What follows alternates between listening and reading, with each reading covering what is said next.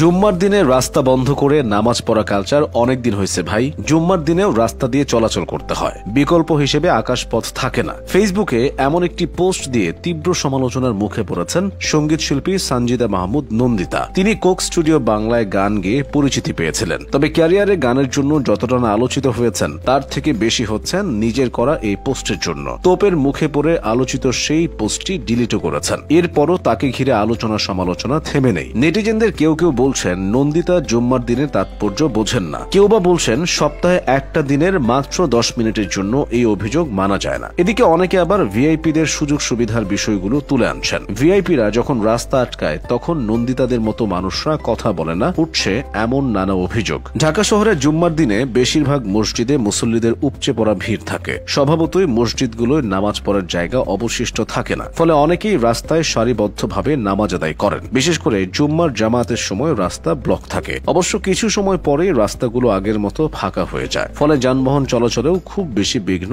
ঘটে না। আর শুক্রবার ছাড়া অন্যান্য দিনগুলোতে এই চিত্র তেমন একটা দেখা যায় না। এসব কারণে সানজিদা মাহমুদ নন্দিতার এমন মন্তব্য কেউ মেনে নিতে পারেননি। সঙ্গীত শিল্পী পরিচয়ের বাইরেও নন্দিতার আরেকটি পরিচয় আছে। তিনি জনপ্রিয় সঙ্গীত শিল্পী শাকিলা জাফরের পুত্রবধূ, যিনি এখন শাকিলা শর্মা নামে পরিচিত।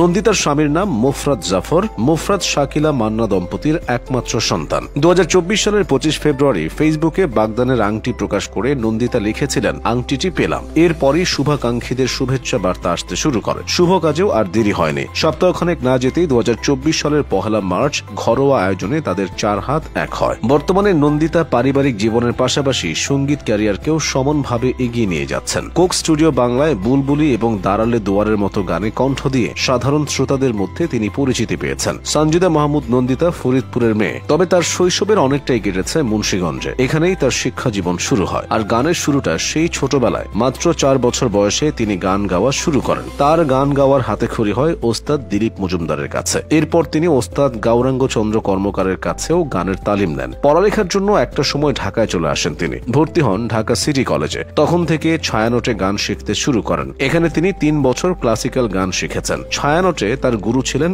অসিত দে। 2013 সালে Ahsanullah university of science and টেকনোলজিতে পড়ার সময় বাংলাদেশি আইডল রিয়েলিটি শোতে অংশ নেন নন্দিতা। সেখানে সেরা 10-এর মধ্যে তিনি 7ম স্থান অর্জন করেন। তারপর থেকে নিয়মিত গান করছেন। গানের পাশাপাশি উপস্থাপনাতেও তিনি কম যান না। তার উপস্থাপনায় আসার গল্পটা অন্যরকম। কখনো উপস্থাপনা করবেন এমনটা ভাবনায় ছিল না। একবার 21 টেলিভিশনের 21-এর সকালে গাইতে গিয়েছিলেন তিনি। গাওয়ার পর আয়োজক কর্তৃপক্ষ তাকেই সেই অনুষ্ঠানটি উপস্থাপনার প্রস্তাব দেয়। উপস্থাপনার প্রতি ছোটবেলা থেকে কিছুটা দুর্বলতা ছিল। সেই দুর্বলতা থেকেই ভাবলেন সুযোগটা গ্রহণ করলে সঙ্গীতাঙ্গনের অনেকের সঙ্গে মুখোমুখি বসে কথা বলার সুযোগ পাবেন। সব মিলিয়ে রাজি হয়ে যান। পরবর্তীতে 21-এর সকাল ছেড়ে তিনি মাছরাঙা টেলিভিশনের রাঙা সকালে আসেন। এখানে আসার গল্পটাও একই রকম, তবে তার মূল ধ্যান জ্ঞান গান নিয়ে। গানের জন্য অনেক পুরস্কারও পেয়েছেন। 2019 সালে সঙ্গীতের জনপ্রিয় বিভাগে সেরা গায়িকা হিসেবে পেয়েছেন আরটিভির স্টার অ্যাওয়ার্ড। এর আগে 2007 সালে জাতীয় শিশু কিশোর প্রতিযোগিতায় 2টি ক্যাটাগরিতে পুরস্কার জিতেছিলেন।